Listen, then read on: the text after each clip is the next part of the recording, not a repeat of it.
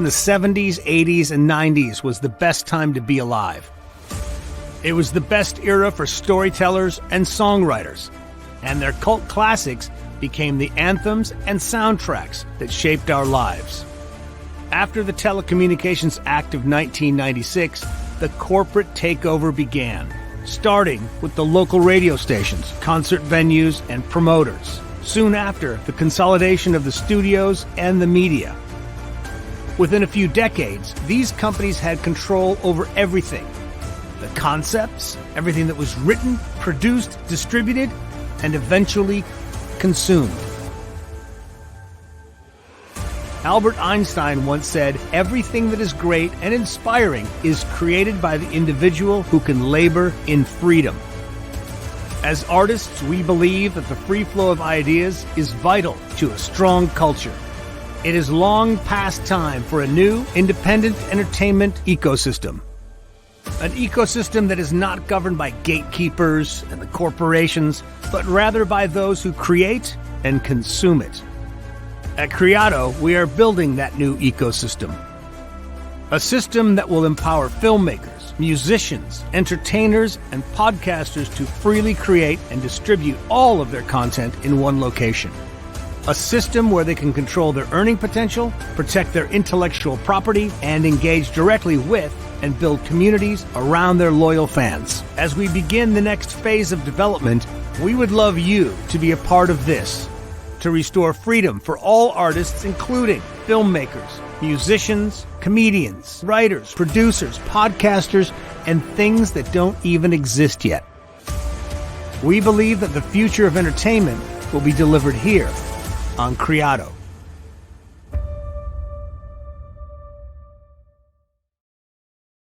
How's it going, everybody? This is the AlphaWarrior Show. I am your host, Alpha. Late night live, but you know what? It's okay, because I'm coming off the heels of a very important podcast episode we did on SitRep today with CanCon. So if you're wondering what am I talking about, one, it means you haven't probably been following me for a while, because you know that I do two shows for Badlands Media on Thursdays. Roll Call with Kyle Seraphin at 6 p.m. Eastern, and then SitRep with CanCon at 9 p.m. And I'll tell you guys, you need to go and watch both of those shows. Just wow, I'll say that. But that's why we're running late on this end. But you guys are a loving, forgiving audience, so we'll get there. Tonight's show, let me tell you guys, get your tinfoil hats ready. And this is what I'm going to say. You have been told a lot of things, and things are always, you go to Google, debunked. And tonight, you really got to put emotions aside. Pay attention to factual information. Pay attention to science-backed information. And then I want to know how you feel about this at the end. Yes, if you don't get what I'm talking about, you didn't see the thumbnail. Is the earth round or is the earth flat? My guest tonight, Flat Earth David Weiss, he brings some power with the information. He has an app. You guys will hear us talk about that on the show. Use referral code AWS on there. Help me get onto that leaderboard so I can get some bragging rights.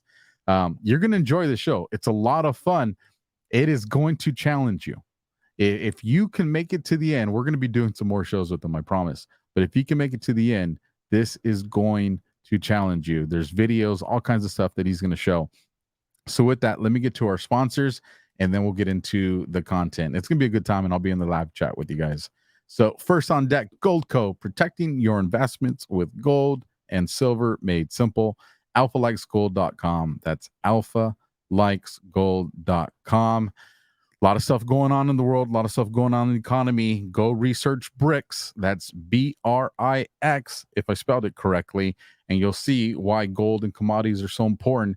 You'll see some Middle Eastern countries that have signed on to it. You'll see the threat that exists to the petrodollar. And then once you realize, oh my gosh, this is what Alpha's been talking about, then you go to AlphaLikesGold.com and get the information you need. And as I always say, you don't want to do it with me and Goldco. Just find a commodities company that you can do it with. I put my reputation and my name behind Goldco because they're solid like that. And then our last commercial, and then we're going to get into the flat earth debate that no longer exists. Mr. Mike Lindell, My Pillow, promo code Alpha. It's going to be a good time. I'll see you guys in the chat.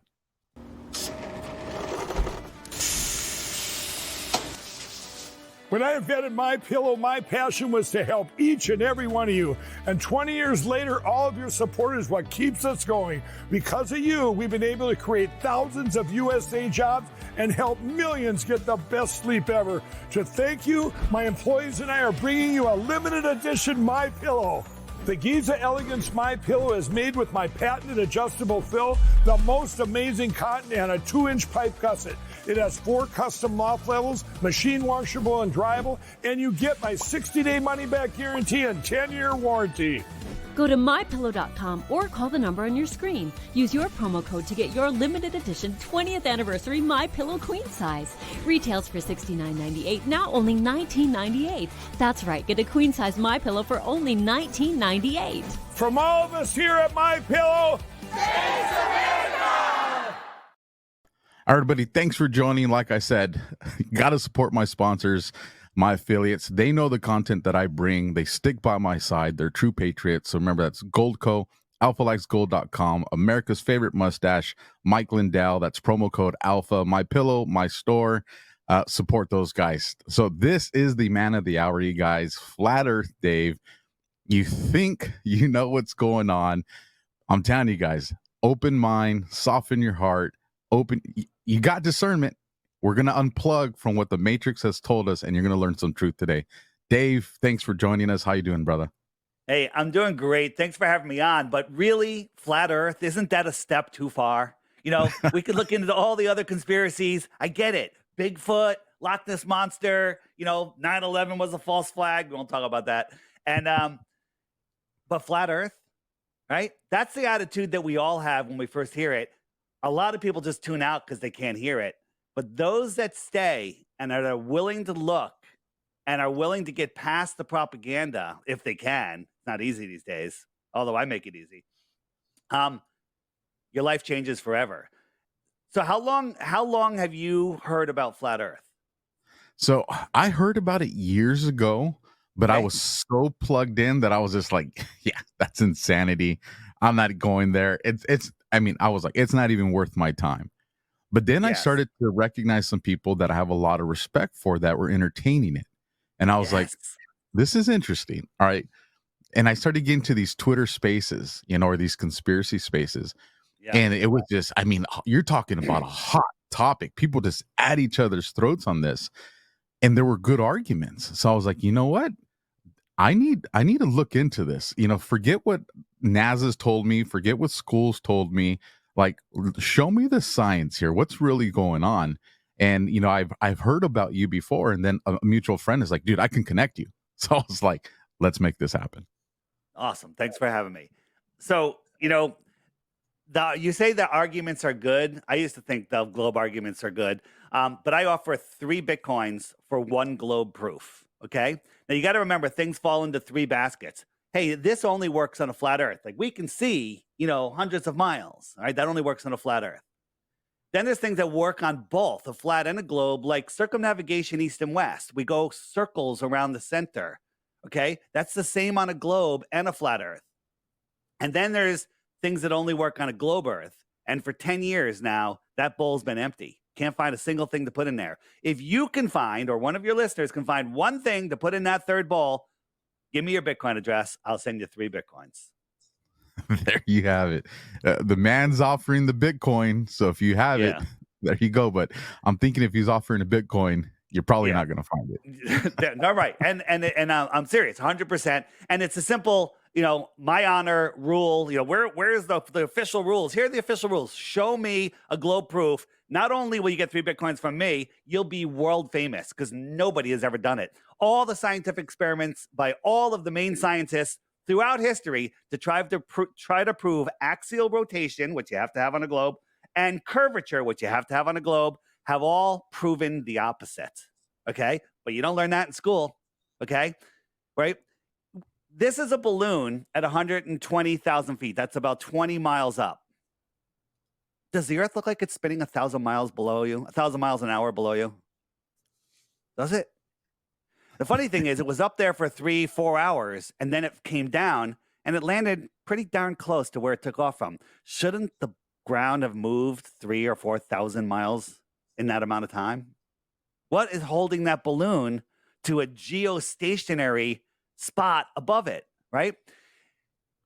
When people first hear about flat Earth, they're already programmed with this image.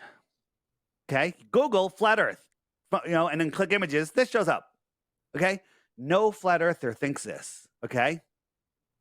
No flat earther thinks that.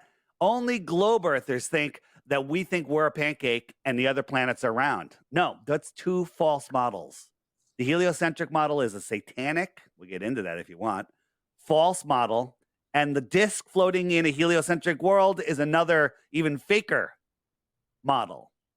Right? So before you unsub, leave a nasty comment, start fighting. You're going to get a lot of new subs too. Trust me. I lost a lot of friends. I have a lot of new friends. Okay. So it's all good. Before you do any of that, ask yourself, what do you know about your model? Your model, the heliocentric model, right? And because you don't know anything, right? You don't know anything about your model. For example, this is your model. You're on a ball. You're on a ball, right? Figure this out, okay? You're on a rock, surrounded by water, surrounded by air, adjacent to the vacuum of space, the void of space, no pressure, okay? What happens when you open a bottle of something carbonated? When you open it, what do you hear? What's that doing? What's going on there? Letting all the gas escape. It's letting it. Why is the gas escaping? Because it's trying to equalize around you.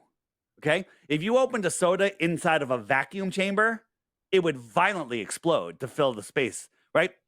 High pressure violently fills the space of low pressure. You know, the lower the pressure, the more violent it is. The lower the pressure, the bigger the storm. Okay? Right? Because it's always trying to equalize. You can't have high pressure adjacent to a vacuum, a void, no pressure, without a physical container. Where's the container on the globe Earth? So you have that paradox, that impossibility. You're spinning at 1,000 miles an hour, but Dave, we're already going 1,000 miles an hour. I can drink a glass of water on an airplane, right? And I can walk to the bathroom and I barely even know I'm moving. Well, one, you do know you're moving. Two, you want to compare an airplane to the spin of the Earth? First, double the speed of the airplane. It needs to go 1,000 miles an hour, not 500. Take off the outer shell of the airplane because the Earth doesn't have an outer shell. You're on the outside. And nosedive down around that curve as fast as a free-falling skydiver, because that's how fast the plane would have to nose down at that speed just to follow the curve and not fly off into space. Let me know how your water's doing, and don't worry about the bathroom because you already went, right? Let me give you... Wait, just let me finish. Last thing, 2 seconds. We're also orbiting around the sun, speeding up and slowing down, speeding up and slowing down in an elliptical orbit, an average of 66,600 miles an hour, funny number. And we're chasing the sun, it's running away, but all the planets are keeping up with it beautifully at almost 500,000 miles per hour. Okay? What do you think about that? I'm not buying it, man. I'm not. Yeah. Let me tell you the one thing that was presented to me. This was the one that was the little light bulb went on. Oh. They were telling me, and I don't remember the exact numbers, but if I'm standing at the beach and there's a ship out, on the horizon, the curvature of the Earth, I can see that at a certain distance. But as that ship gets out farther, I should start to lose sight of it because the Earth curves. Well, sometimes you do lose sight of the bottom of the ship. But if I get binoculars or a telescope and that ship is way out there, I can still see it. And like I said, I forget what the equation is, but I can tell you. So here we have, you don't see anything on the horizon. So we're zooming in and we're increasing the angular size. And as we increase the angular size, all of a sudden we go, look, there's a boat right there. There it is.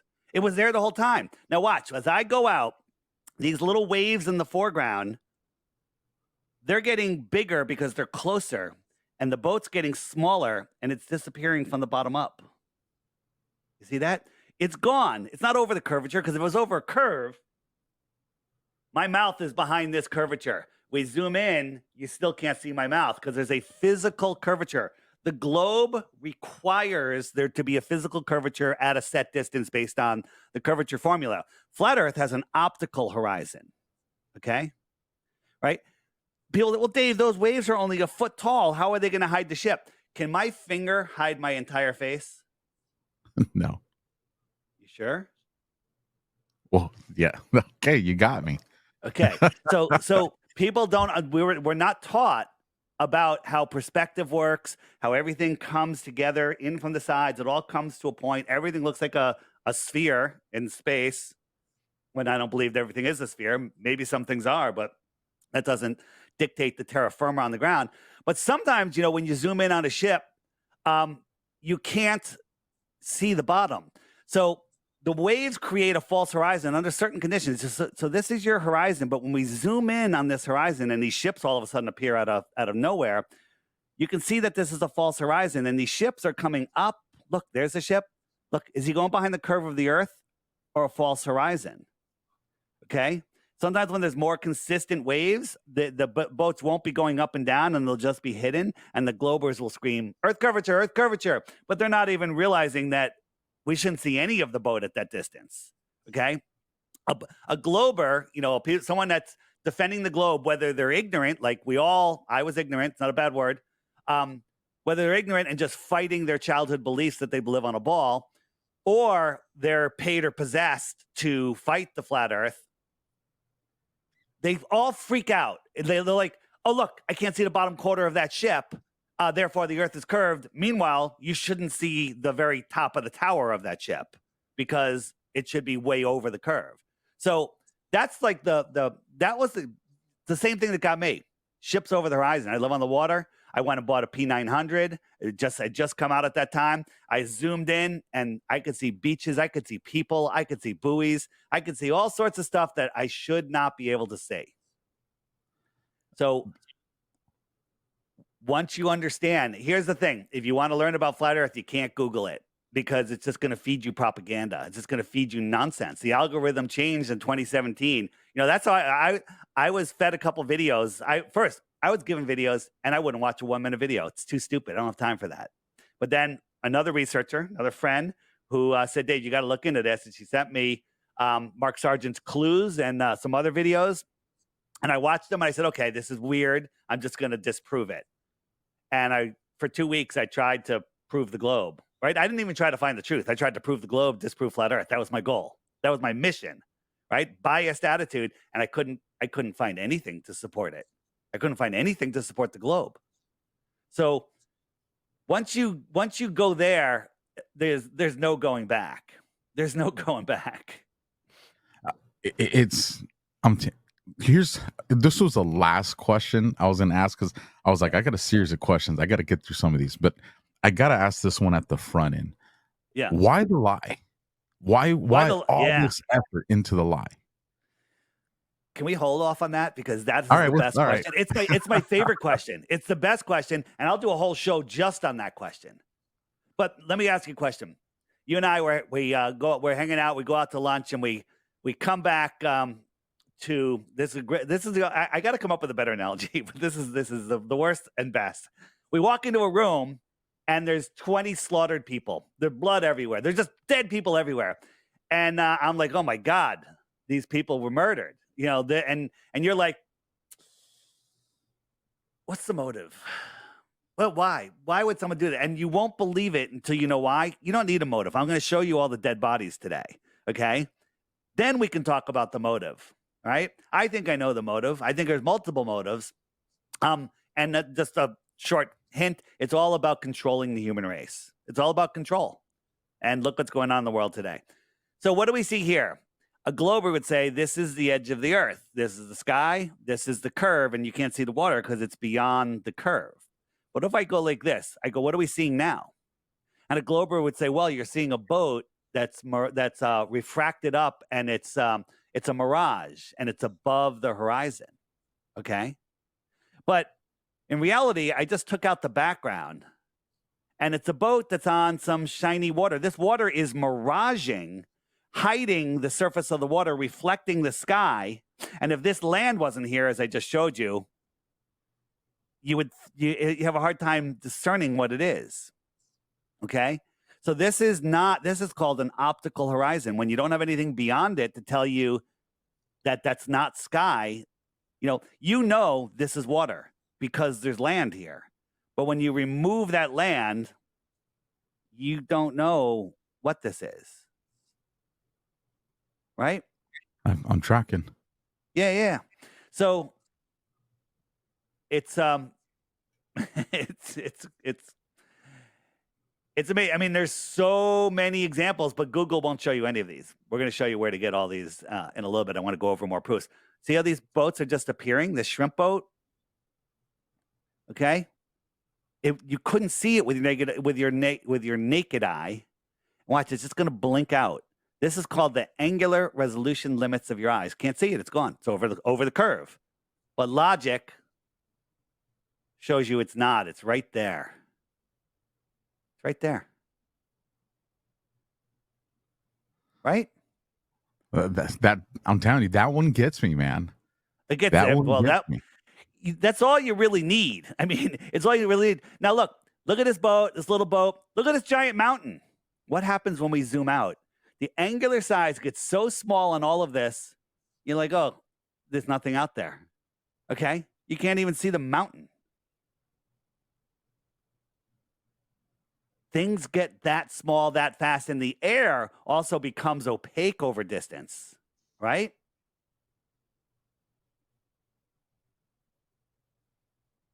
Pretty cool. Man. Yeah, there's a bunch. Here's just another one. So the boat is clearly there. You can see the water beyond the boat, so it's not right on the edge of the horizon. Zoom out, it's invisible. It's gone. It's gone. Okay? People say, well, I can see a curve here. I could see a curve. Okay? That's not what you see. What you see is the same distance in all directions, and that creates a flat line curve. If I'm looking forward at 12 o'clock, I see X distance, 10 miles, 50 miles, I don't care. 1 o'clock, 2 o'clock, 3 o'clock. I see the same distance in all directions. Connect all those points on a flat plane, continue all the way around. I've just drawn a circle with me being the center of that circle. The definition of the word circle is a line on a plane, a flat surface, where all the points on the line are equidistant from the center point. That's how we see. We see in a circle. That's not a conspiracy theory. That's just a plain out fact. So where would be the center of the flat earth model? And then what would the distance be to whatever set edge is? Or do we know? Great question. So the center of the earth is right here. This is my app, the Flat Earth, Sun, Moon, and Zodiac Clock app. Okay. The center is the center of the sky clock. It's our North Pole. All compasses point to the north. Okay. So you get your magnet, it's pointed towards the center. That's the center. Now, let me go here. Hold on. I got a better idea to show you. If we go to Antarctica, right? They tell us Antarctica starts at 75 degrees south, and according to the globe math, it's about 12,000 miles in circumference. The last person to try to circumnavigate Antarctica was Captain Cook, and it took him over 3.5 years, and he clocked in over 68,000 miles. The equator, the biggest circle you can have on Earth, is only 25,000 miles, just under 25,000. How did he go 68,000? Right? What's wrong? Right? What's wrong there? And if we look, this is what the Earth really looks like. Now, this is what we think it is, and this is scientifically possible. Large bodies of water at rest need containment, right? If you took a bath and one side of the bathtub was missing, you wouldn't have a bath. A pond, if you lowered one side of the pond below the surface of the water's gone. Water needs containment. The world's oceans are a giant pond. The containment is this land, which is the highest land on Earth. They call it Antarctica. Antarctica is likely bigger than all of the continents and all of the oceans combined, maybe times 100. We don't know because we're not allowed to independently explore beyond 60 degrees south. If you try to go, you'll be stopped. Right? You with me? I'm with you. And this is one of those things where why do these and here's a question with that. With the Antarctic Treaty, and you have Yep. all these countries that have signed on to it. Not all of them, but a lot of them have signed on to it. What is the explanation that they've provided if we're free people? That's a very loose word these days, but if we're a free people and I just Right. want to keep traveling beyond it, what's their excuse of why we can't? Because we need to protect the migratory paths of the penguins, and it's the last place on Earth where we have pristine ice. But go ahead, deforest the lungs of our world, the Amazon. That's fine. Go ahead and spray our skies. Go ahead and do all of this other stuff, chemicals and everything, but don't piss off the penguins. Okay? Okay? There's two things in this world that all of the governments agree on, and that's it. Nobody can go to Antarctica or the North Pole. That's one. And everybody has to get that thing stuck in their arm. Weird, huh? Extremely. So, Antarctic Treaty happened in 1959. We had Project High Jump. Admiral Byrd flew out there. Now check this out. Admiral Byrd flew out from Middle America. So Middle America, there's a hole because it's green, of course. And he flew to Antarctica. He said he went by the South Pole, and then he found more land bigger than the United States that no human has ever set eyes upon, that's filled with resources, okay? This is a time when we're having wars for resources and everything. He found land with green pastures, filled with resources. So let's look. Well, I think the people in Africa would know, or Australia, they would know about something the size of the United States over here, right? That happens. He goes on the news. Let me see if do I have Admiral Byrd on here. He goes on the news, and he announces he says that, and then all of a sudden they're like, Antarctic Treaty, and we're going to the moon. Look over here, look up there. We're going to send a bunch of Freemasons to a place that you can never go or verify anything, and we're going to the moon. I'm sorry, I'm not buying it. Right? And then, even after his trip, he came back. They had ticker tape parade for him. They were, there was a great exploration. And then he dies a year later, mysteriously, heart attack in his sleep. Nothing new under the sun there. Shocker. And yeah, shocker. He, this was him on the news. What has he got behind him? A flat Earth map with a clock on it. Right? Look at that. Yeah. Look, Also I've spotted, never seen that image. Same thing spotted on Air Force One. No kidding. Yeah. Right? So I've never seen that image. I know about the United Nations one. I've heard a lot of people bring up the United Nations map, but I've never seen this one with Admiral Byrd, or let alone it being on Air Force One. So if you got that one, man, you got to show us that one. I don't. I should have it. Wait, maybe I do have it. I don't think I have it. It's gonna take me too long to find it, but that is something I will add to my slides. It's on Air Force One. It was with Kennedy, and also there's another one. I don't know. So I don't have it handy. So does this explain why planes don't always take the shortest routes when they're flying, especially like the southern routes? They go, because that one's never made sense to me. I was like, well, more fuel, longer time. So like, why are you going that route when you should just go from A to B? Is that based because of this is the way the map really looks? Yes. No, well, let's talk about that. So I just pulled up Southern flights on the app here. First, let's do a little test. You got south on the bottom, north on the top, equators in the middle, right? Right. This isn't a hard question. It's not a trick question.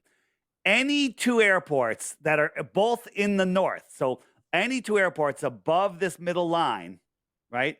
Any two airports, would a plane ever need to go below the equator to get to the other northern airport? No. Okay, and none do ever. So you're right, very logical. How about on the south? Any two southern airports, would they ever need to go into the north to get to the other southern airport? No. They wouldn't, but they do. Okay. So let's look at some routes here. So this is the World Cup, right? The World Cup went from Qatar to Rome to get fuel and then to Buenos Aires. Kind of, why didn't they just go like that? And the answer is because if you look at it on a flat Earth map, Qatar, Rome, Buenos Aires. You can't fuel out here in the middle of the ocean, so they had to stop somewhere in here. Rome was the best place. It's a straight line. Okay. Just another one, same thing. Okay, same one. Bam, bam, straight line. Why is it a straight line? That's just a coincidence. Maybe they wanted to go see the Pope. Okay. Okay, maybe. You don't know. You can't prove you can't do it. So going from Auckland, Cape Town, you're not allowed to fly over Antarctica. Well, why don't they just fly around Antarctica? It seems like that seems cool. There's plenty of islands out here, right? To refuel if they need it. Well, Right. if you look at it, Auckland, this is the way that they go. They stop in Dubai, right? They stop in Dubai. That's pretty much a straight line, right? It is. Here's one from Argentina to India. Can only happen with a stopover in Europe. Okay, why do they go all the way up to Amsterdam and down? Why do they go up and down? Look at it on a flat Earth map. Whoops, what's going on here? Bam. It's pretty much a straight line. I know there's people right now. They're just like, wait, hold on, Dave. Yeah. So you're making me question myself here. Well, yeah, absolutely. And listen, we've all done it.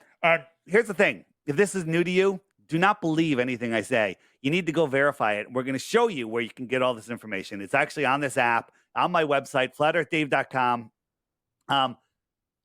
Just listen to the podcast first. Don't go there. Finish this podcast first, okay? So Dallas to Beijing, they had an emergency landing. Right about here, there was emergency. Well, why didn't they just stop? Why did they go all the way up to Calgary? Okay, that's 1,000 miles out of the way. And they got there in like 15 minutes. That's impossible. Maybe they were flying off course. Look at it on a flat Earth map. Beijing, Calgary, Dallas. It's a perfectly straight line. Right?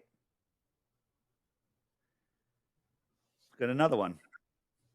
This one, they had an emergency right about here, and they flew like, I think it's like 1,500 miles out of the way to Moscow, got there in an impossible amount of time.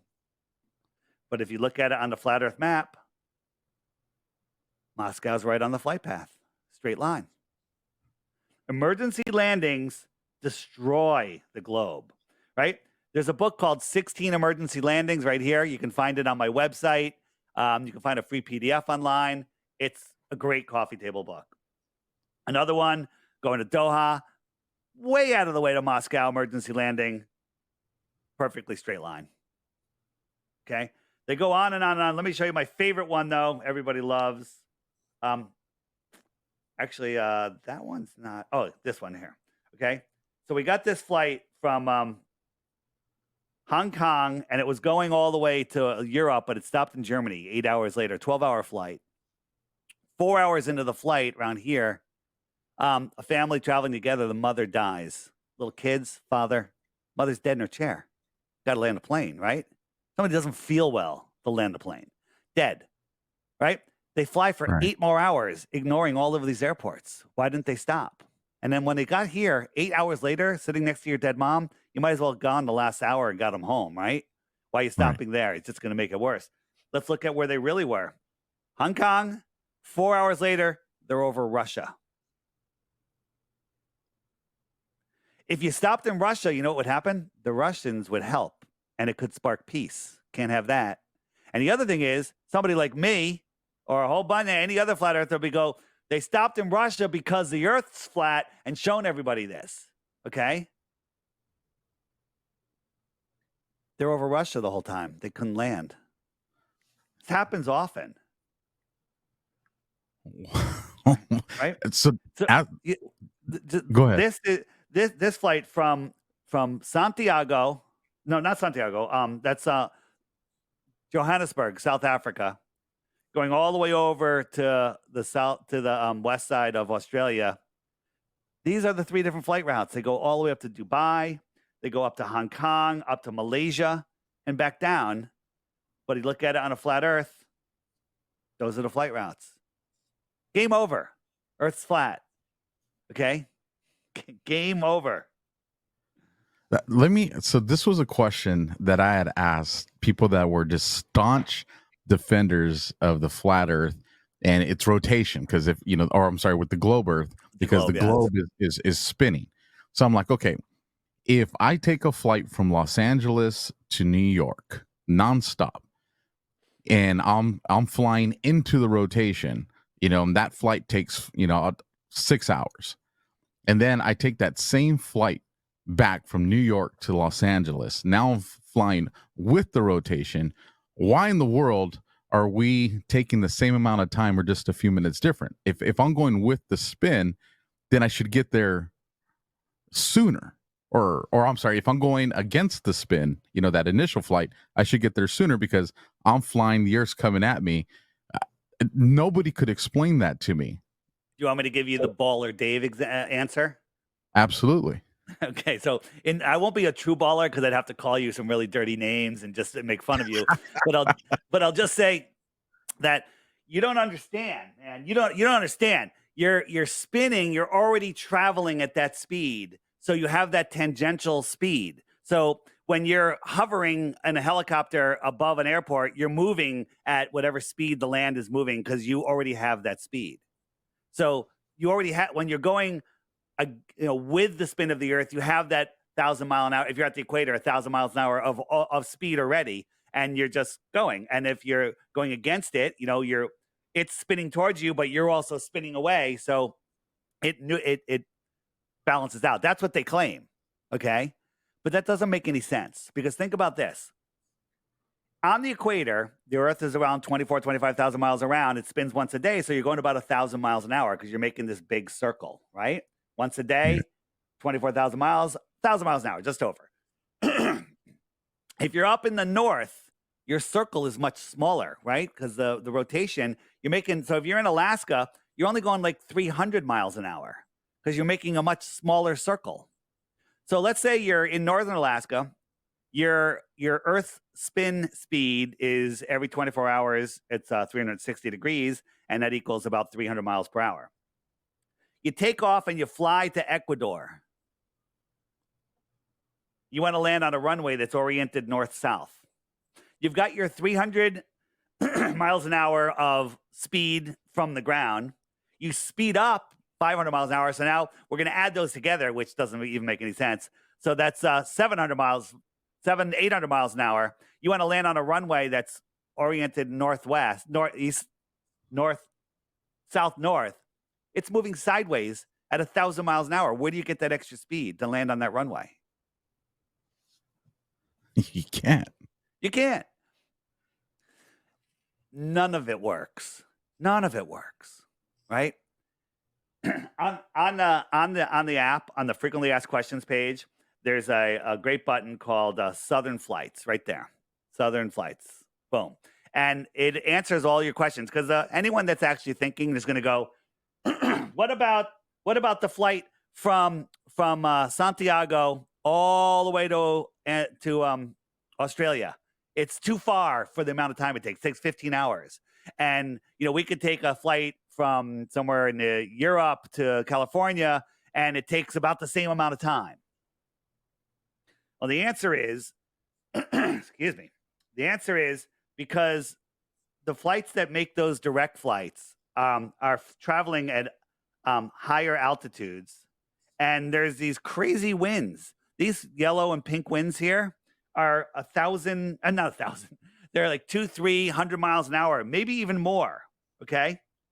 And they're counter rotating. This one's going this way. This one's going this way. These winds are like 200-mile-an-hour winds here. So you jump on, you get into this air current, you get this tailwind, and then you go. Okay. In the frequently asked questions section in that playlist of videos that YouTube's hiding from you, there's one where we had Max Egan. He's a researcher. Many of you know who he is. He hates flat Earth. That's fine. He was taking that trip from Santiago to Australia and said, I want to prove to you that it's a real flight. And a lot of people didn't believe it was a real flight. I kind of I think it's a real flight. We're trying to figure out how they do it. And he took compass readings the whole way. We did a live stream where him getting into the airport, getting onto the plane, proving he's on the plane taking off until the phone cut out. And then when he landed, while he was on the runway, he logged back into the live stream 15 hours later. And we continued and proved that it is a direct flight. But his compass readings were very, very strange, okay? Where he showed these green lines represent northwest. This one little purple line here, that's west. And these lines are southwest and south. So he showed a route of northwest, north, northwest, west, and then southwest, southwest, and south. That we charted out. This is the route that he took. He expected to go south over the southern area, and then north to Australia. But that's not what happened. That's what his seatback map showed him, but that's not what happened, right? So he, unbeknownst to him, proved flat Earth. Because look at the compass. The compass always has to point towards the center. So now that's west, now it's southwest, and now it's pretty close to south.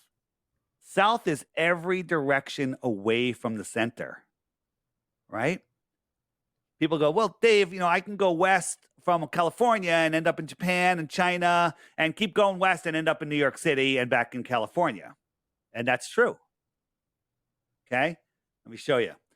Here we have our flat Earth map. We got our magnet here, our neodymium North Pole. I got a compass. Look at the needle. It's pointing towards the north. Now I'm trying to push this compass west.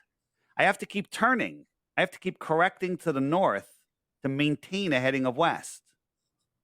Right? I have to keep maintaining a heading west. If I want to go east, now east is 90 degrees to this needle.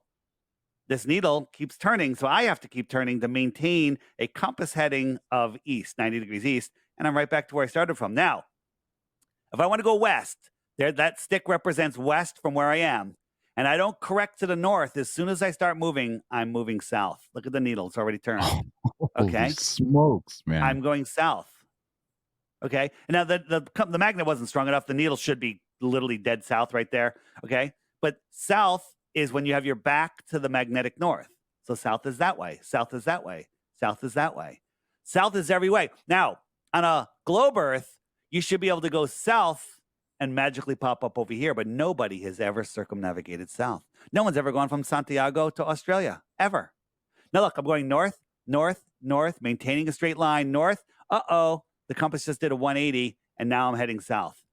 Every straight line is south. Isn't that weird? That is bizarre.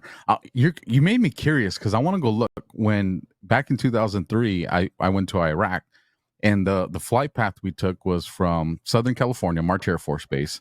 We went from March Air Force Base to Maine. From Maine, we went to Frankfurt, and then from Frankfurt, we went into Kuwait. So I'm very curious what that'll look like when I do that line. Let's look at that. Let's look at it. Let me just pull up a map that I can. Oops, disconnected. Okay, map. Okay, so you went from. Give me your location. We went from Southern California, Riverside, so March Air Force Base, Southern California to Maine. Yep. To Maine. Okay, And so then- Southern California to Maine. And then from Maine, we went to Frankfurt, Germany. Okay, Maine And then to Frankfurt, Germany, like over here. and then from Germany to Kuwait. Right, it's straight line. Straight. Now, heading from a northern location to another northern location isn't very different on a globe Earth or a flat Earth. Okay, it's not that much different. It is a little different, but it's the southern flights that really do it. Let me just pull up. I think I have that actual trip laid out. Southern flights.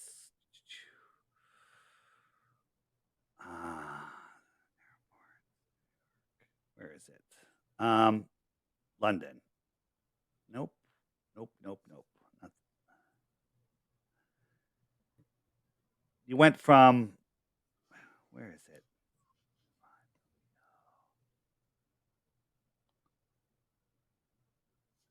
LA to Heathrow. Oh, here we go. This is good. Okay. LA. This is what they tell you that it does. And these are, from LA to just to Heathrow, not to where you're going. It touches Newfoundland and Greenland and then down. But on a flat Earth, here it goes, Newfoundland, Greenland. It's a straight line. Weird, huh? Weird how it's a straight line. Right? I'm very curious. So have we had anybody that? Well, no, because they do these layovers. I was gonna say the fuel you would need to do the curvature distance versus the fuel you would need for like a straight line distance. But on distances like that, they're probably gonna land and refuel anyways. Have you looked into the jet fuel hoax? I have not. Jesus, there's a jet fuel hoax. Write this down. Stoplookthink.com. Scroll down to the search bar, type in jet fuel hoax, and get ready for bring food and water. Okay. Now, do all jets use the same technology? No, there are jets that do use fuel, but I believe that the modern new jumbo jets use very little fuel. Okay. A lot of people, a lot of controversy, but when you really look into it, there's no possible way they can use the amount of fuel that they say. There's no possible way they can pump that amount of fuel into an airplane and turn the airplane around and get it. You ever watch them fill a swimming pool from a truck, how long it takes? Okay. The amount of fuel going into these planes is insane. It's insane. I was in South America. Where was I? Somewhere down there. And I watched my plane land from New York. we're in like an outdoor airport, and it comes, they never refueled. They never hooked anything up to it. We just got on a plane and flew back to New York. All right. So, the argument is, well, the fuel's more expensive down there. They got their deal, and it's a New York flight. Cool story, bro. But every time I go to the airport, I watch my plane come in. If they fuel it for 5 minutes. How much fuel can you put in a plane in 5 minutes? At that speed, for the amount of fuel that's going in, it would blow a hole in the plane. Okay. And next time you're at a big airport where they're pumping huge empty tanks that have gas fumes in them, filling them with more fuel, it should smell like gas everywhere. You never smell gas anywhere, ever. I mean, maybe occasionally, right? At a little airport where there are a lot of little planes using fuel, but the big airports, you ever smell gas? No. You should. You should. So that's a whole nother rabbit hole. So I gotta ask this one because I know the audience is definitely gonna. But gravity, Dave. We have gravity. Gravity. All right. So, which gravity? Newtonian gravity or Einsteinian gravity? What do you mean? There's two gravities. Newtonian gravity is mass attracts mass. An apple fell out of a tree and hit Newton on his head, right? But what if the apple fell into a tub of water, or somebody let go of a helium balloon at the same time? Then what would have Newton have done? He'd be very confused, right? So since then, they've replaced Newtonian gravity with Einsteinian gravity, the bending and warping of space-time. You know what that means? Do not. Yeah, nobody does. It's nonsense. It's just to confuse your mind. It's complete and total garbage, right? None of it is real, right? Gravity, is a theory. They admit it's a theory. Neil deGrasse Tyson said, what is gravity? We don't know what it is, And when you have a theory and it's 96% wrong, what do? Do you throw out the theory? Well, not with gravity. Not with gravity. They just invented dark matter and dark energy. No one's ever seen it. No one's ever measured it, but it has to be there. Otherwise, our theory of gravity doesn't work. Okay.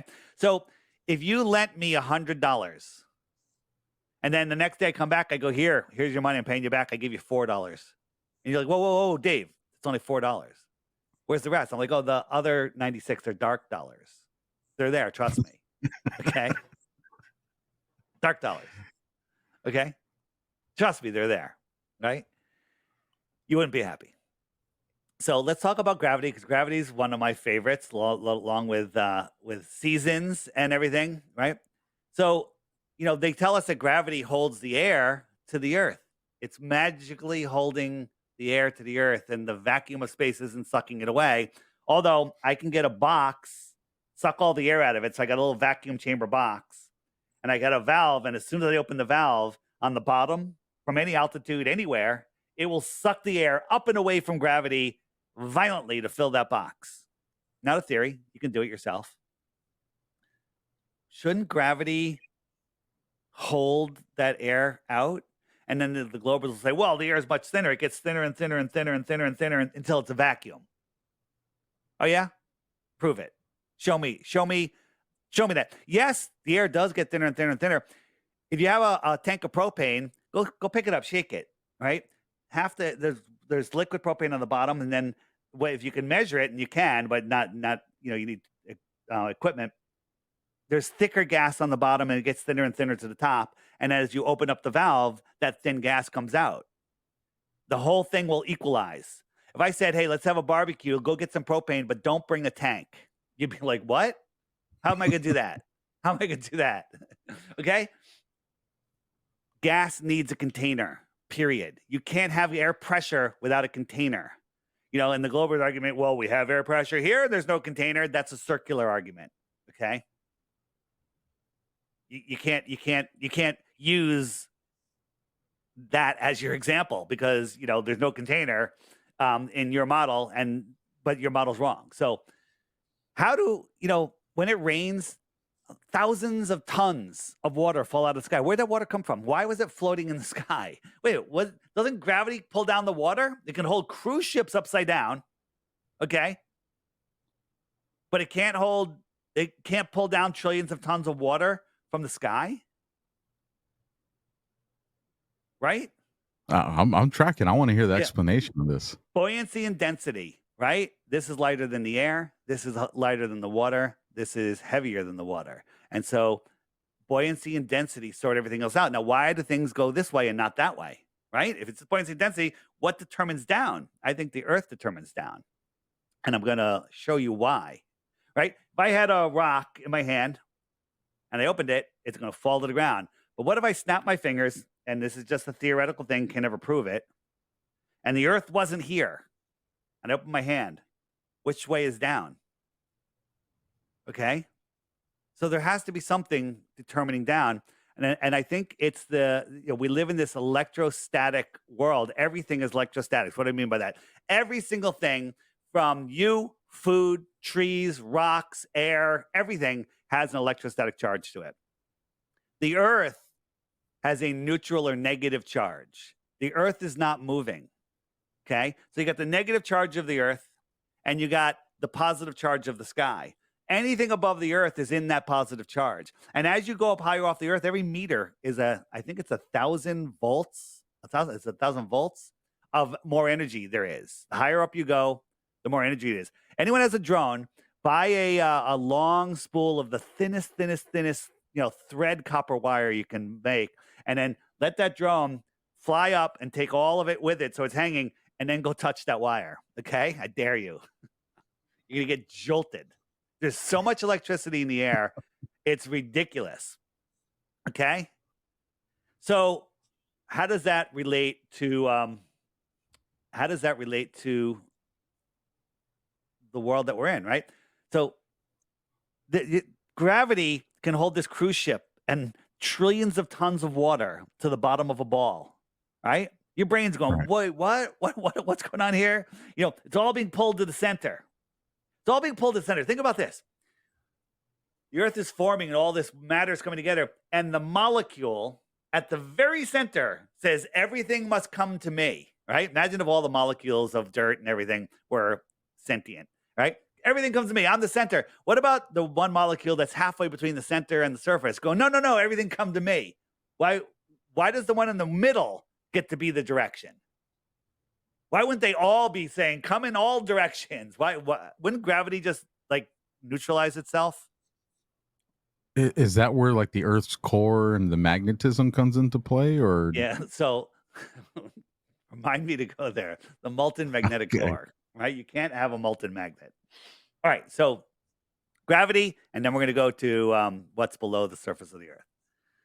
All right. So what makes things go down? All right. So, flat earthers think this is down. Down is down for everybody, right? Globers think we're crazy because this is down. People are standing antipodal to each other on a spinning ball in a scientifically impossible space vacuum, right? So that's a little crazy. So here is a question. So here I have a balloon. I'm just holding it. It's not filled up. It's just limp. Why is it going down? Well, gravity. That's what they say.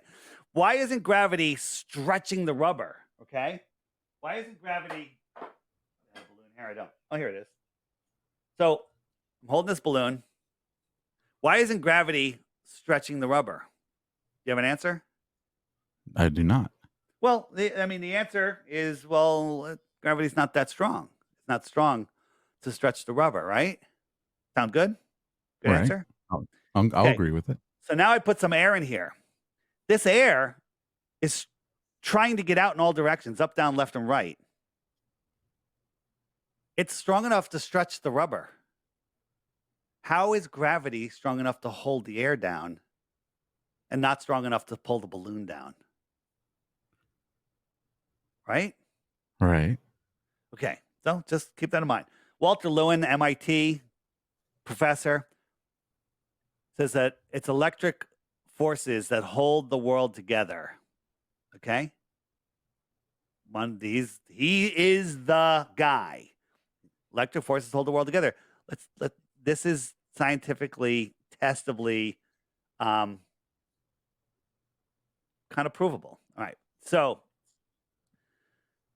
the world that we live in is a giant battery. The sun and the moon are local. They're the anode and the cathode of the battery, the electric system. Okay. The salt water carries the current. The land is the salt bridge. If you know how a battery works, here's your free energy, right? It's all coming from this free energy system. The current of the water, salt water has tides, fresh water doesn't.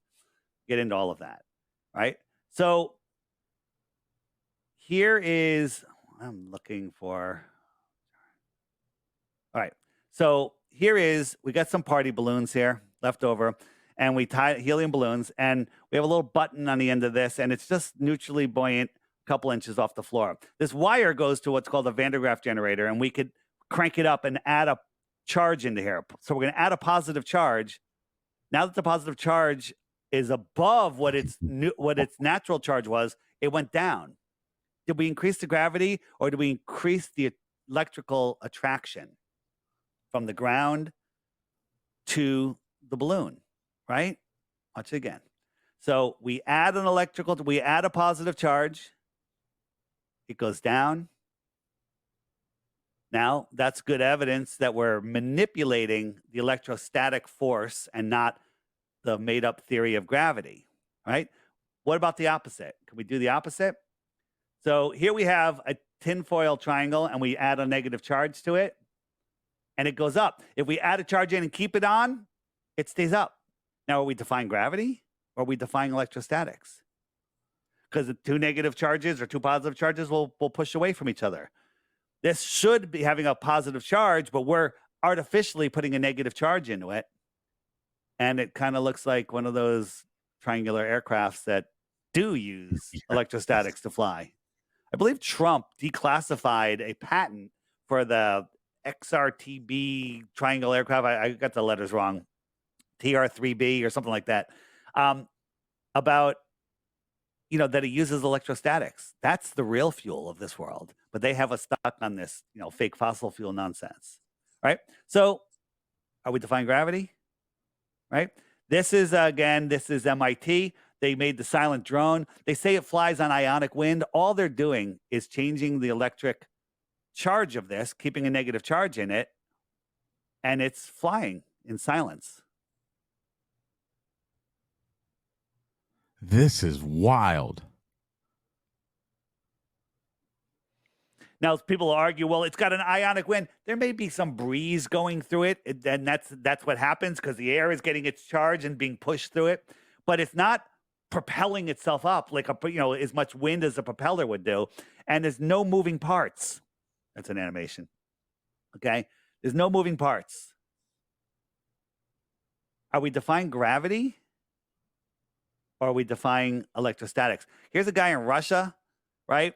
Again, could be fake, but there's a whole bunch of videos on this guy's channel, and this thing, he's basically doing the same thing. He explained how he does it, and it's translated in Russian. It's crazy, but it's flying, and because he's keeping a negative charge in it. These are the propulsion. This is what they're hiding from us. When you get into why the lie, this is part of why the lie. Okay, so there's gravity for you, right? Think about this. This iPhone weighs, I don't know, let's say it weighs a pound. How much pressure do I need to push it up to my hand? At least a pound of pressure, right? If I had a half a pound of pressure, it would go down. If I had a 5-pound frying pan, I would need to put 5 pounds of pressure to hold it up to my hand, right? Right. If I had a 50-pound weight, I have to put 50 pounds of pressure to hold it up to my hand, right? Right. If I had 100 trillion tons of water on the bottom of a ball, how much pressure would I need to push up to hold it to the ball? The same amount. Yeah. And then butterflies can fly and I could hold my arms out and, come on. Right. And check this out. This is going to blow people's minds. I think it blows my mind. All right. So they tell us that gravity is a very weak force. Okay. That's what they tell us. How weak, though? Well, science, the science, and I don't believe them. They say that the electrostatic force, which is provable, which I just showed you, is 10 to the 36 power stronger than gravity. Okay? Let's talk about 10 to the 36 power. 10 with 36 zeros. A trillion has 15 zeros. 1 trillion. Do you know how long 1 trillion seconds is? A lot of years. You're going to give it to me. I'm ready. Yes. If you guess it within 3 days, I'll give you a Bitcoin. A trillion seconds. 1 trillion seconds. If you guess it within a week, I'll give you a Bitcoin. A trillion. I'll say 10 years. Very close. 31,000 years. Okay. Okay. So now let that sink in how big a trillion is. A trillion seconds is 31,000 years.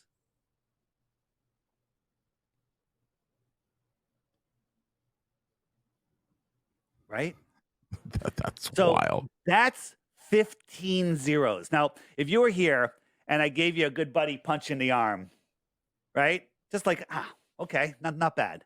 If I did it 10 times harder, would it knock you over? Yes, it would. If I did it 100 times harder, would it break your shoulder? Maybe. It probably would. If I did it 1,000 times harder, you'd be dead. Oh, right? 1,000 times harder, you'd be dead. If I did it skip 100,000, 1,000,000 times harder, you would explode and knock the entire house down.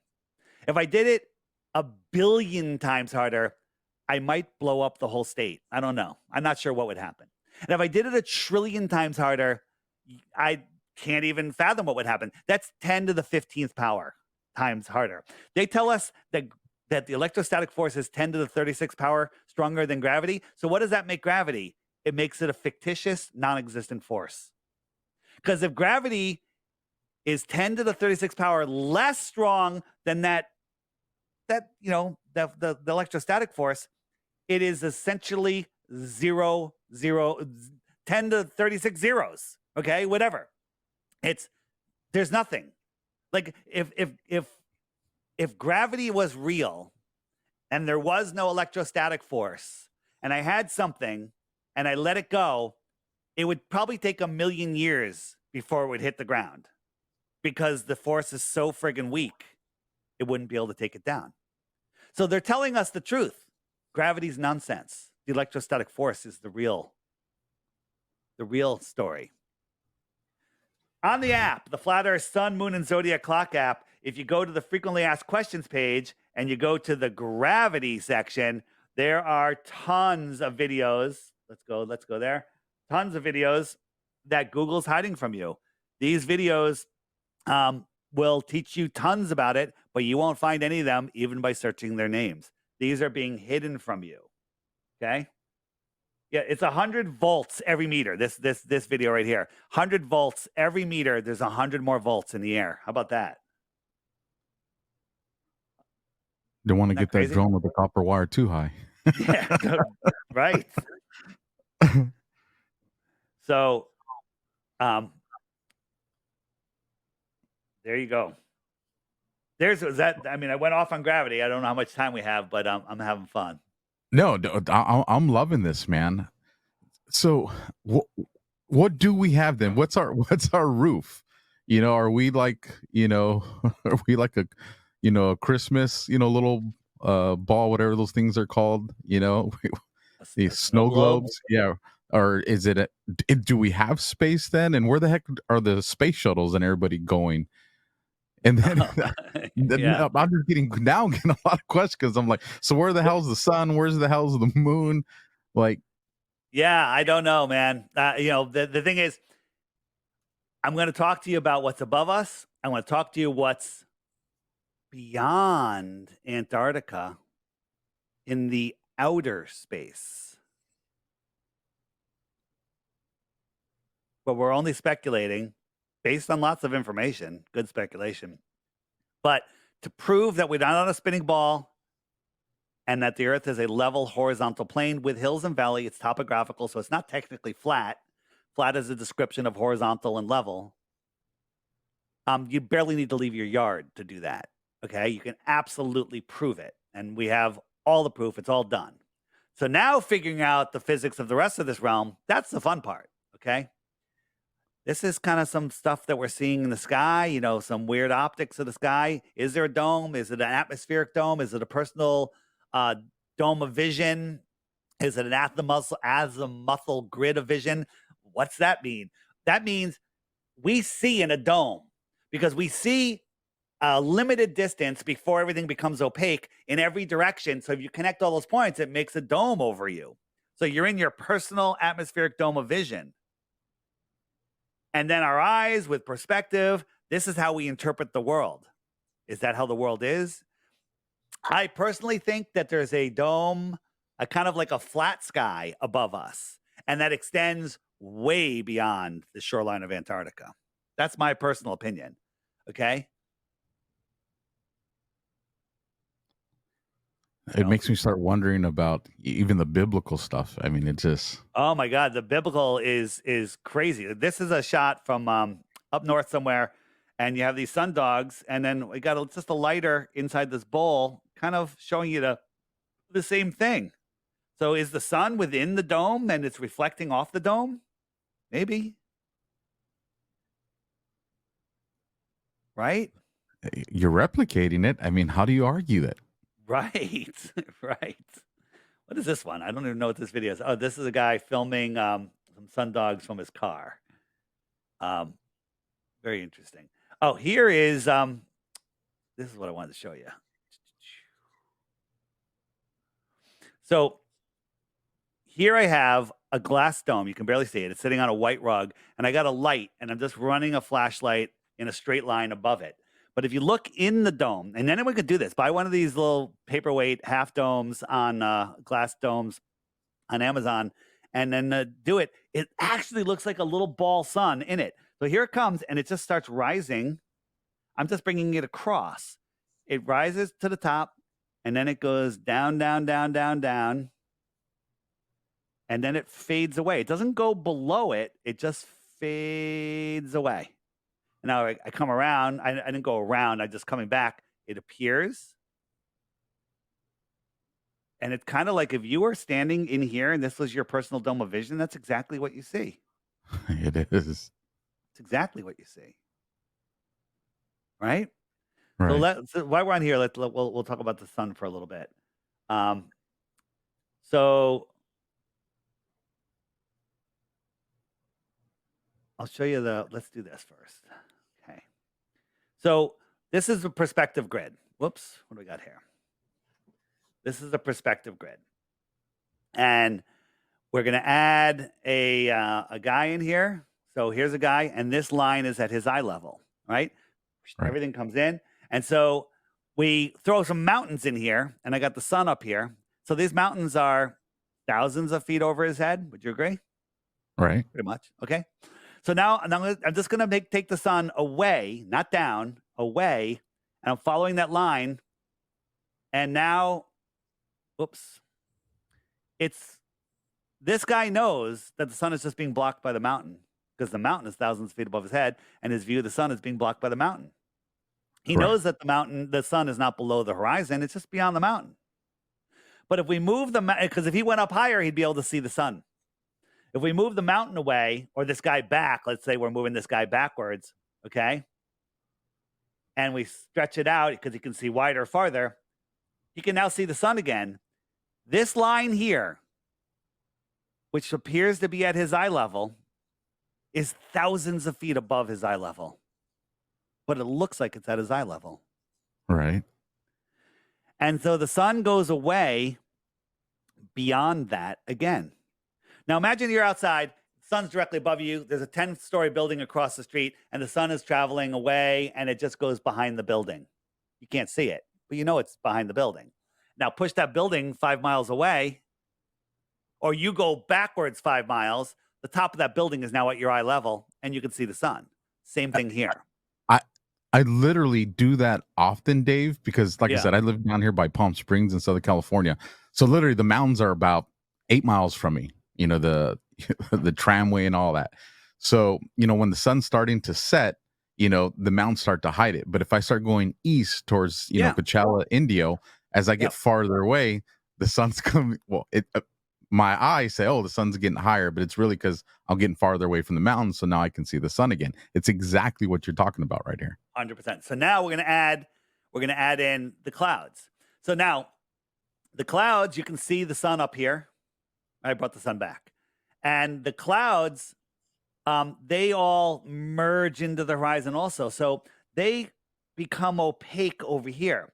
So these mountains are thousands of feet above his head, above his eyes.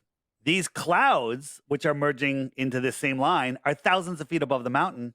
And the sun is way above that.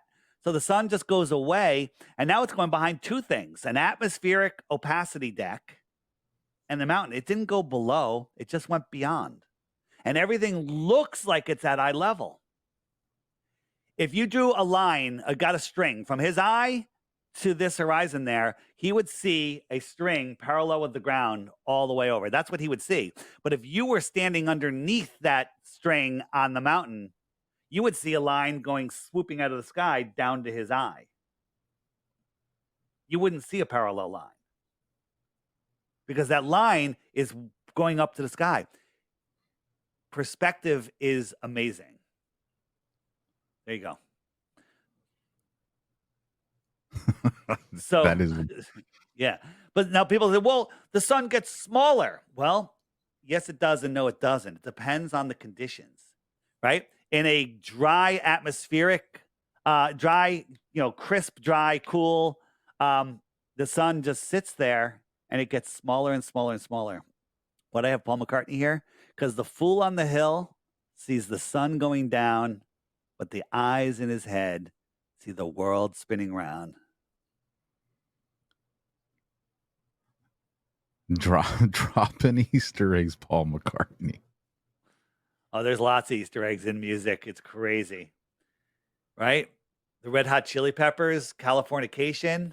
Space might be the final frontier, but it's made in a Hollywood basement. A Swedish girl is talking about Greta, right? It's literally everything that's happening today. They're singing about in that song. Look it up on TikTok. There's some great videos on it. So here is a sunset that ask yourself, you're filming this. Are you falling over backwards faster than the speed of sound, making the sun appear to go down? Or is that light in the sky, whatever it is, it's kind of hexagonal to me, is just going away? It's just going away. And it's taking its light with it. Light doesn't travel for billions of years and trillions of miles. It's very local. You're not falling over backwards. The sun's just going away. You know, watching that video after you just had up that perspective grid makes it easier to recognize the sun's just moving in a distance rather than. So this is just, it's coming. It's just traveling. It's moving. You're not moving, right? When the earth moves, you're in California. You know when the earth moves. Yes, right? we do. Yeah.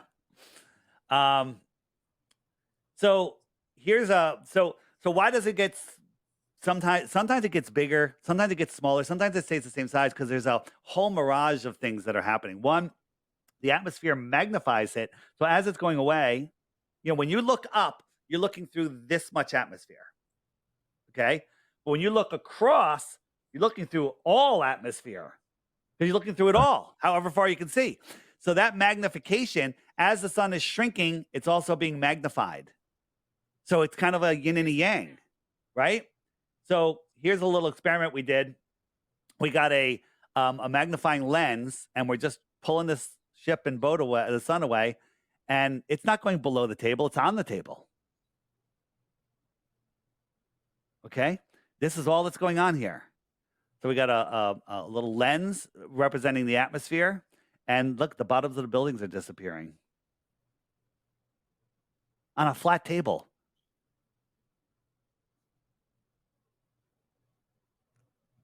Right?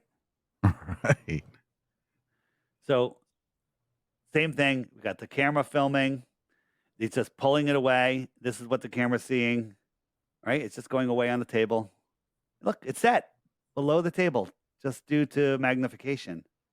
So you got magnification, you got atmospheric horizons, you got topographical horizons. And here's the sun. Pretty cool, right? This candle is not being pulled down below a table. It's being pulled across the table. Right? Here it is on a little track. We're pulling it away. This camera's filming it. That's what you're seeing. How's it going below the table when it's still on the table? It's just a magnification. God, man, that is a trip. Yeah. All right. Now that I got you tripping, we're gonna give you some good stuff. Okay. You ready? Hit me with it, man. All right. Sometimes, if I could find it, there we go. So on a super clear, crisp, clear day here in Connecticut, I can watch the sun. Now I put my drone up. It was freezing cold, 32 degrees, super clear.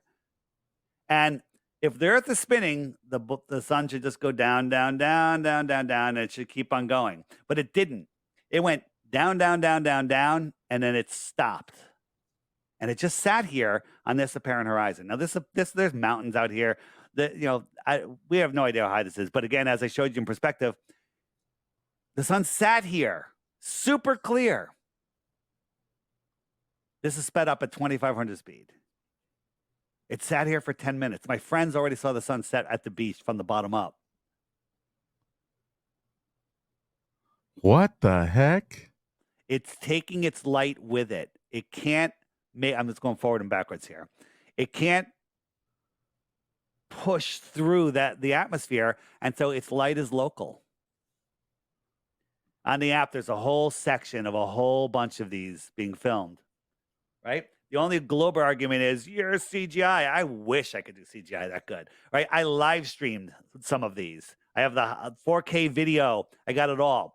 How come no one else has ever seen that before? You know, we've watched sunsets because when I did that, and actually a bunch of people have done it since then, you needed a 4K, at least, camera on a drone on a freezing cold day that has no chemtrails in the sky. How often does that happen? Okay. And then you got to put it up and you got to film the sun when you can barely see it anymore. Who's doing that except crazy Flat Earth Dave?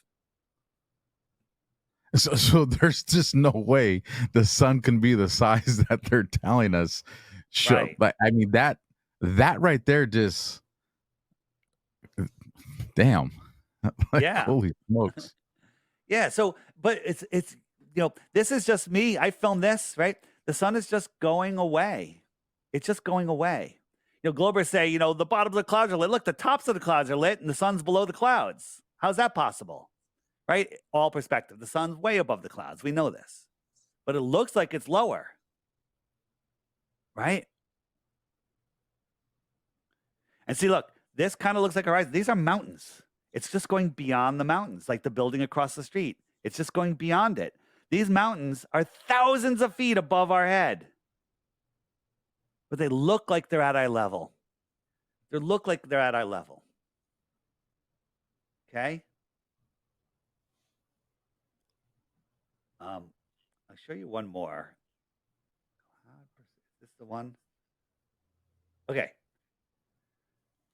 This will be a good finish up on this, and then we can move to another topic. So these lights are just perspective. So here we got a guy, got a cloud above his head. Clouds straight up. And then we'll put a whole bunch of clouds across the sky, but I got to make them get smaller and smaller and go down, right?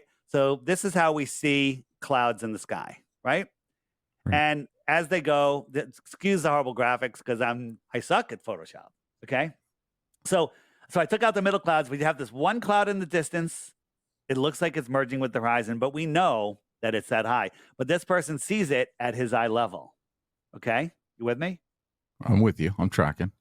So we draw a line, we pull a string from his eyes to that cloud. As I said before, he sees that line going across the water, parallel with the water, remaining at the same level. But what if you were standing underneath that cloud and could see the string? Here you are, you see a string sloping down to his eyes. Absolutely.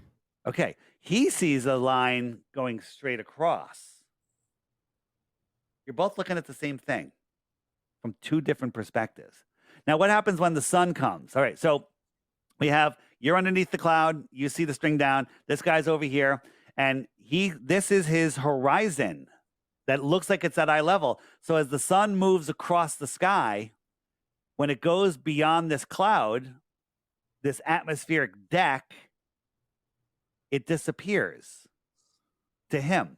You can still see it. Right? Right. And so it disappears. But what this guy perceives isn't this. Remember, his line is like that. So he perceives the sun going away. And as it goes away, it's going down. It looks like it's going down. And it goes behind that cloud deck, which looks like a horizon.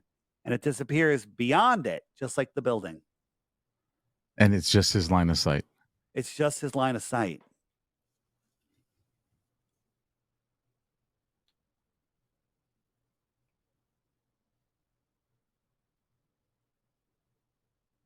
Got it? I like that, man. All right. I like watching these videos after you do that explanation because you can see it. It's because you're literally trying to reprogram your mind to deprogram what they've told you and accept, like, here's the physical proof. Let's look at the flat earth kitchen. Okay. So terrestrial means in the sky. No, celestial means in the sky. Terrestrial means on the ground. Okay.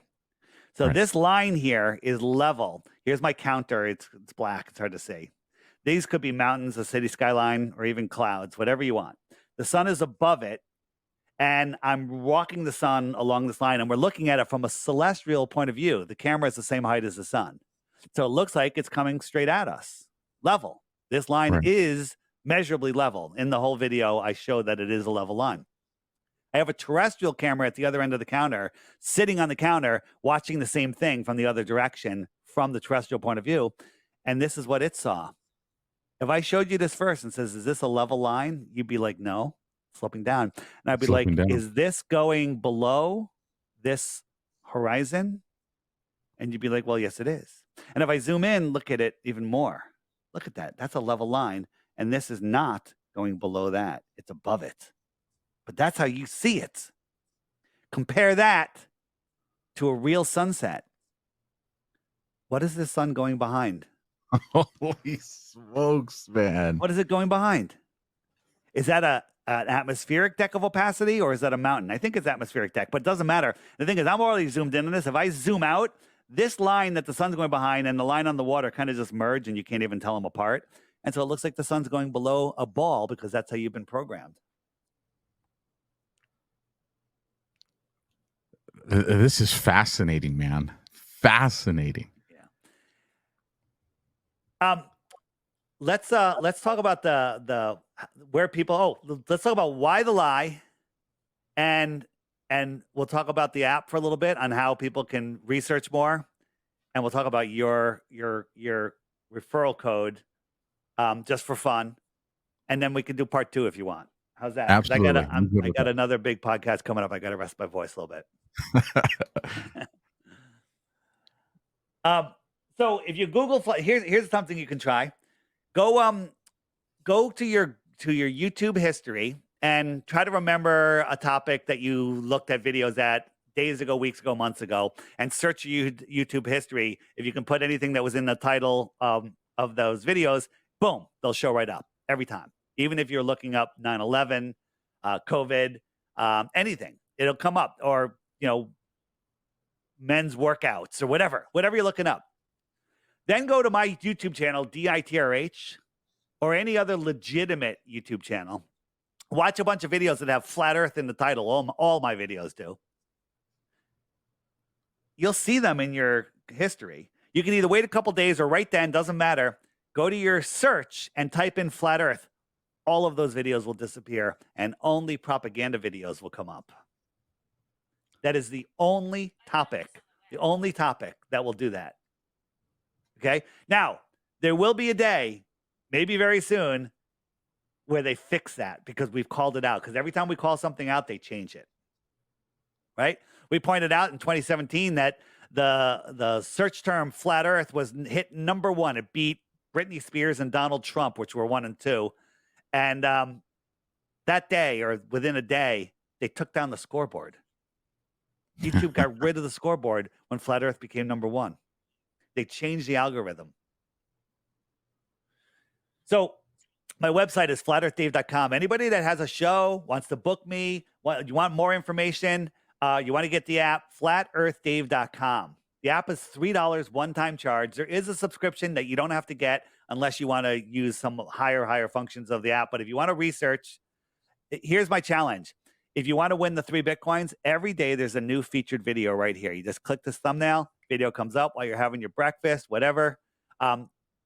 Watch that video. And if you want to watch any other videos that come after it, feel free, because those are my videos. Those aren't YouTube algorithm videos, right? They're going to bypass the algorithm.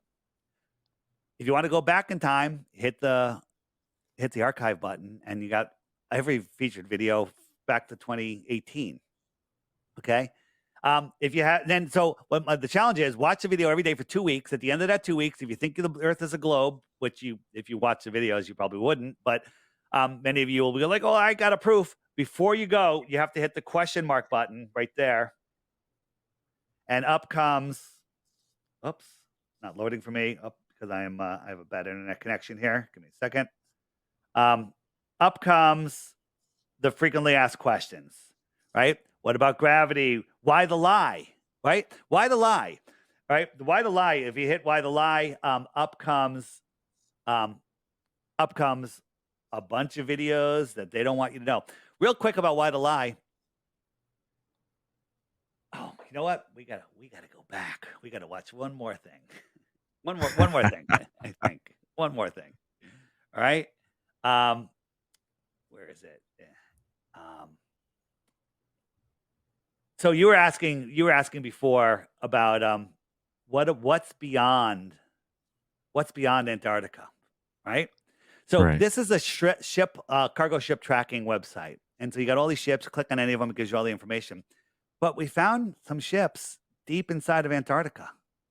Okay, this one is 730 miles inside of Antarctica, and it's 1.9 miles higher than the surface of the ocean. How did the ship get there? Okay. Then we found another one, zooming out a little bit. This one, 905 miles. Okay. It's 2.37 miles above. It's almost at the center of Antarctica, if Antarctica was what they told us.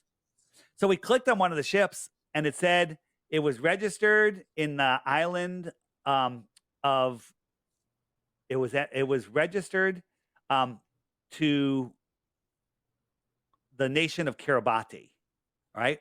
Kiribati. You ever hear of Kiribati? Never heard of that. Look where it is. In the middle of the Southern Ocean. I put a pin on it. You can't even see it. It's a sandbar. A little bigger than a sandbar. Right? China gave them $10 billion very recently, and America gave them billions also. Why are we giving billions here? They're like, it's the most important trade route for us. A trade route. Why would a giant ship have to stop here? Okay? In this little sand island. Why is China and other countries and America giving them all this money? What's going on in Kiribati? Another thing is, the funny thing is, I told you about Captain Cook before. There's a Captain Cook hotel in Kiribati. Interesting. A bed and breakfast. Okay? What weird? Just kind of strange. Doesn't prove anything. Right? And when we look at all the ships that are actually actively at Kiribati, their destinations are all screwed up. Unavailable or Christmas Island. That's all there is. Unavailable or Christmas Island. What's that about? Never even heard of that either. But I don't know. So very, very, very, very weird. Okay. So another funny thing about Kiribati is the time zones, right? So you know how time zones work, right? Right. Time zones, on a ball, you have 24 lines from the North Pole to the South Pole, and as it spins, there's your time zones. Makes perfect sense. Okay, so we got our map here. We got all of our time zones, but this one time zone over near the date line is really screwed up. It's got these weird shapes to it. Let me zoom in on it, and this is the date line. Okay, this is the time. Why does it cut over here across 3 time zones, come back, zigzag? Is that right? That's weird, right? Would you agree that's weird? It is. And I've always wondered that. What's right here? That Kiribati Island, I'm guessing. Kiribati. Strike 2, strike 3. There's a whole bunch of other things with nuclear testing that supposedly went on there. They don't want people going there. They wanted to think it's radioactive, all sorts of stuff. And that's all provably nonsense. Have you looked into the nukes are a hoax? No. Yet? Okay. Do I need to go there now? Yeah, you do. We'll talk about it next time. But there's no such thing as nuclear bombs. That's good news, by the way, because anytime you hear anyone mention threat of nuke this, nuke that, just know that it's all the theater of war. It's all nonsense. So where are those ships going? Okay. Well, what if the world is set up like this? And instead of Antarctica being here, that this is other continents out here. Like they take you to Antarctica from Santiago. Maybe what if they took you to the center of this continent here, which is bigger than all of North America, Canada, Mexico? It's twice the size. So if you landed right there and they said you're at Antarctica, how would you know? How would you know anything?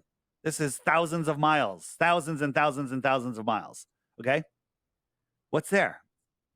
So what if those ships were important trade routes going out here, trading with other civilizations? Maybe they're trading computer chips, technology, weapons, tuna fish, children. I don't know. This is wild. Let me ask you a question. Let's see if you can use your it's not a hard question, very easy. If we went out here to this outer space and we found people living on this extra territory, what might you call them? Extraterrestrials. From where? Mars, Venus, Outer space. outer Outer space. space. Outer space. Right? So, what if this is the biblical earth? Here are the four corners of the earth, and they've just trapped us in here and enslaved us into their Rothschild banking, nonsensical, satanic system. And they're harvesting our energy, literally like the Matrix. Okay? What if? I don't know. It's interesting, right? But how do they hide it? How do they hide it? How would you hide it? So let's look at this, and then we'll go back to we'll finish with why the lie and tell people more about the app. Where is my map?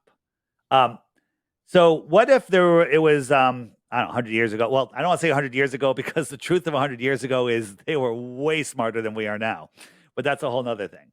Okay. So what if we didn't have hold on a second. Where did that go? What if we get rid of that? Okay. What if we only had boats? We didn't have airplanes. We didn't have telephones, internet, nothing. It's just, we just have boats and we're regular. And you're going to school and you live in North America. And the controllers said, you know what? We're going to just take this area of Canada, North America, a little bit of South America, and we're going to wrap it around a sphere.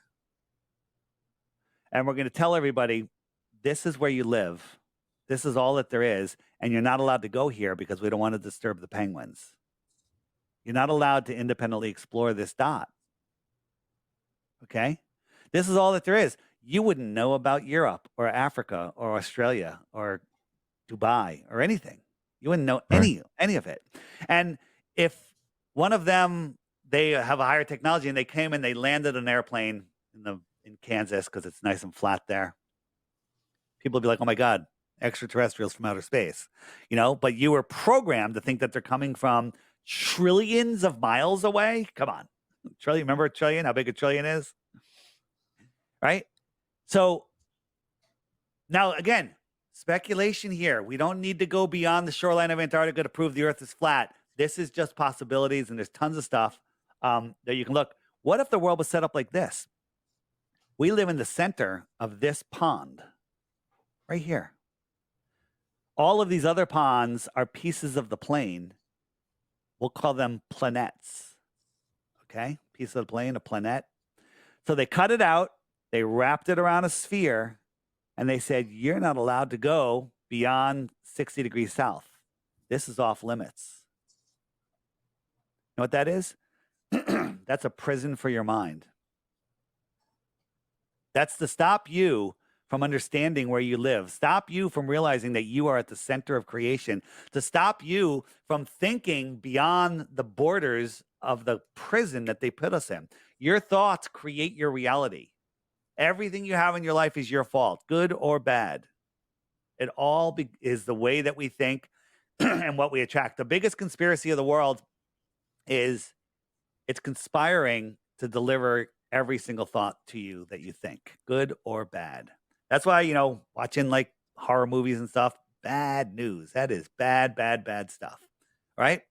So if they can convince you that you're an insignificant speck flying through an infinite universe, then asteroid could take us out, nuclear bombs are going to blow us up, the evil governments, aliens, they've literally gotten you to give up your manifestation ability. What if they're hiding free energy technology? Like, I actually have a free energy, very interesting machine that takes 100 watts and turns it into thousands of watts. Really? Like, they don't want you to know about this stuff, about these technologies for healing, for growing food, for everything. What if you didn't have to pay for gas for your car or electricity for your house or gas for your house, heating, cooling, and travel? That would change everything. I think they're hiding all of that from us. They don't want us to be able to explore. We used to have giant airships that traveled all over the world. With an airship, you can go beyond Antarctica and explore there because you don't need to turn around for fuel or land. You can land anywhere. Well, if you got everybody working, you don't leave a whole lot of time for creativity, ingenuity, inventions, anything like that. That's right. And people are struggling to survive, they're and wasting all of their lives and not seeing what's right in front of them. They don't teach us about our history. There's a buried civilization right under our feet. They don't teach us about the world mud flood that happened. It's not a theory. It's everywhere in every city. There's untold structures underground of civilizations that were here before us. And all of these cities and buildings that say founded, yeah, they were found. Doesn't mean built. They were founded. They were here when we moved back in. Where did we come from? I don't know. Maybe we came from underground. Maybe we came from the outer space. Where are you going to find all this information? Google's not going to serve it to you, okay?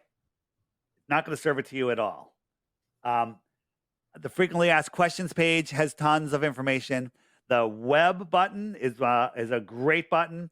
Tons of stuff. All my interviews are here. Okay. Tons of other resources.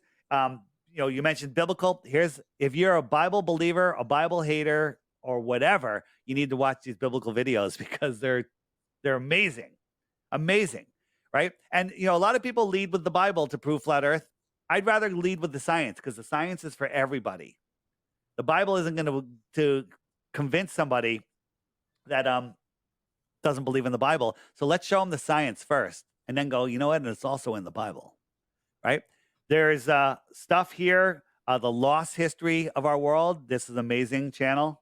If you go over to the homeschool button, this is a fantastic channel. It's called My Lunch Break.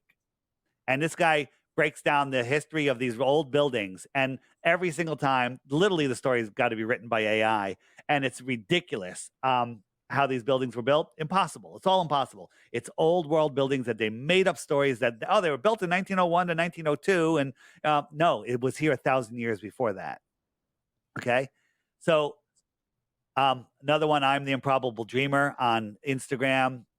Tons of stuff. Crow 777 Radio. Don't send your kids to college. Crow 777 Radio, $8 a month. It'll be smarter than any other kid that comes out of any university. And I'll hire that kid before I'll hire any college graduate. All right? Listen to my voice going down. And there's also on here, there's games, the trivia game for Globers and Flat Earthers. Great trivia game. And this new game's coming very soon. There's different languages. We're adding more and more to that. There's the Friend Finder, which will show you all of the other flat earthers around you. And you can click on their dots, look at their profile, send them a message, new best friend, new significant other. People have already had babies because of this. Takes a few seconds to load, especially when there's a lot of people around you. It should come up in about 5 seconds. But these are just the people around me. I sent a radius message out. You can use this. I sent out 50 kilometers and I had like 85 people showed up to a meetup at a pizza restaurant. And of course, pizza because it's flat, like the earth. Okay. And if we click on the bottom left, we have 116,000 people that are on the Friend Finder. And this gives you a worldview just to show you that we're not kidding around. Here's the UK. There's a few flat earthers there, right? And go over to the US, right? Where are you? You're in California? Southern California. Southern California. Down here near Baja.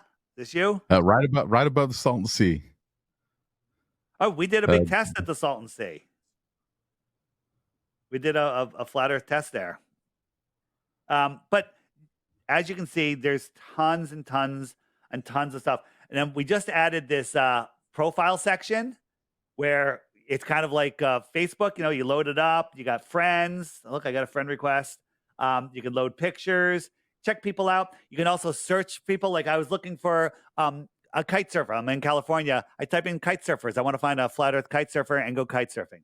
Right? If I'm moving to Florida, I'll put in Florida real estate broker and boom, up come any flat Earth real estate brokers. Because guess what? Flat Earthers only want to work with other flat Earthers.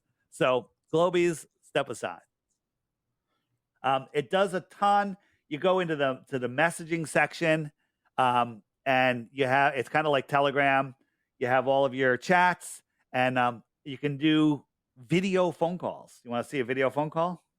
Do it. I want to see it. So here I am. You just hit where am I? I can't go. There's a little camera button. Let's see if anyone's here. It is the middle of the day here. And so this is a beta test group. I'm blowing the illusion. By the way, these shirts are available on the shirt under the shopping cart section of the app. And I'm guessing somebody will come on in a couple seconds. But everyone got a little message on their phone. Here it goes. Run Boston Bear. Never misses a chat. He's got like 12 kids, stay-at-home dad, and a marathon runner. Hello. Oh, here's someone else, Mr. Loud. And so you can have these great conversations with people. It's amazing. All right, guys. Peace. Thank you. Right, and that is awesome. Yeah, and the app is only $3 a month. Now, if you want to message, you can look at the dots and you can receive messages. But if you want to communicate with other people, you have to pay the subscription, and it's $11 a year. Okay, $11 a year. So essentially, you bought me a crappy margarita and you forgot to tip the bartender. Okay, right. But right here is the referral button, and if you click that, up will come your referral code. Mine is DITRH, since it's my YouTube channel. But you have a referral code, and what is it? It's AWS for the AlphaWarrior show. AWS. So anyone that gets the app, download the app, and the first thing it's going to say is, do you have a referral code? Put in AWS, because he wants to get on the leaderboard. This is the top 100 people. And what does it get you? It gets you benefits. It gets you karma points, actually. But I've offered things to people that have points and stuff. And like, I'm going to Flattoberfest, by the way, in Las Vegas, October 21st and 22nd. It's coming up. We're having a big international conference in Las Vegas. Anyone that can make it, you gotta come. It's a blast. It's amazing. And anyone that I have some gifts for people that have points. So there we go. And we'll get you right up there. Right on. Kind of fun, right? It is. I'll tell you, there's so much through the app that I got to go through that looks super interesting. But the one thing, Dave, that I absolutely loved was when I clicked on my area and I saw all those little blue dots pop up, and I was like, oh my gosh, I got a lot of my people around me. Well, so here's the thing. I've never met a blue dot I don't like. And so you click it, now you can do a broadcast message. You can set it to, 10 kilometers, 50 kilometers, right? And say, hey, I'm having a meetup, and send it out to everybody. Or you can kind of just click through and say, this person's like only 2 blocks away from me. Click it and say, hey, John, whatever, let's meet for coffee over at, whatever coffee shop you like. And that's how I met one of my good buddies. Like he actually found me on a podcast, and he called in and he's like, hey, I live in the same town as you. That was before the Friend Finder. But now it's just so easy to find people. People have gotten together. People have started businesses together. People have gotten married. People have had babies. There's people that have like weekly or first week of every month, meetups, and it's bringing everybody together, because when you're physically, it's great talking to people online, but one-to-one, face-to-face is amazing. I'm just showing you the book section, and there's a book in here called, here's 16 Emergency Landings, called The Iron Republic. There it is, Iron Republic. Fantastic book. You can also find John the Morgile channel.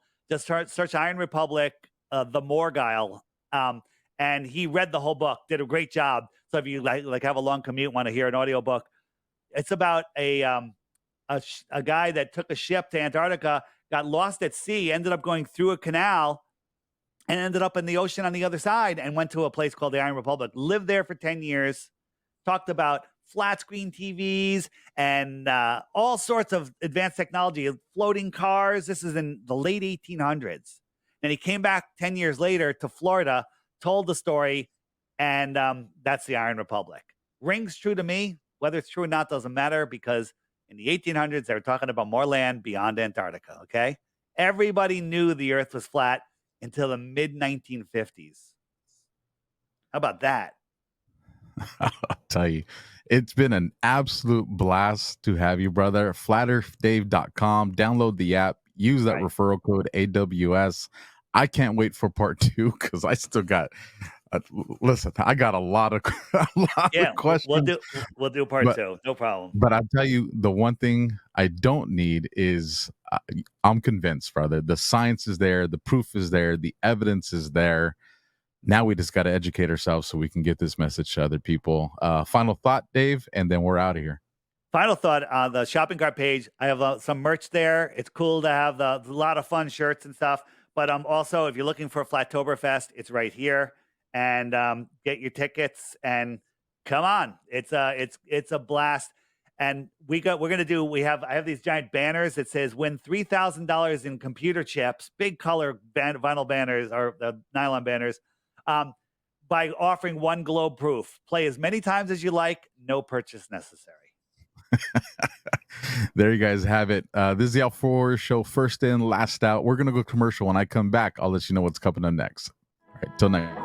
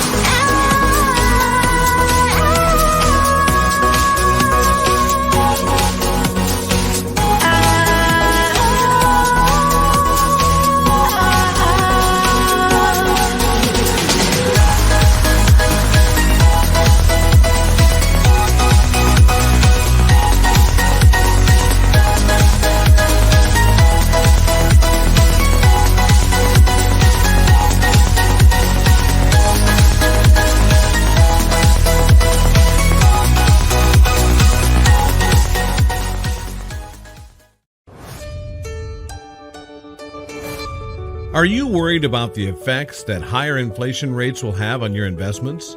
Are you trying to secure your retirement savings against losses, but you notice that inflation is a hot topic these days? But how dangerous are low inflation rates on your retirement savings? An inflation rate of 2% may not seem like much, but it means that prices will just about quintuple over the lifetime of the average American. And 4% average inflation rate means that something that costs $1 when they're born will cost $23 when they die.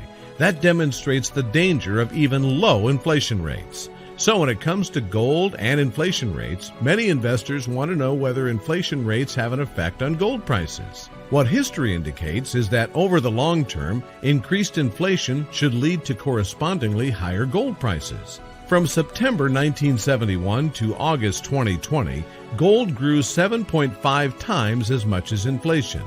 Not only can an investment in physical gold help protect your assets against the damage done by inflation, it can also help grow the value of your retirement portfolio over the long term. If you're looking to protect your retirement assets, why wait until stock markets crash and gold begins to rise in price?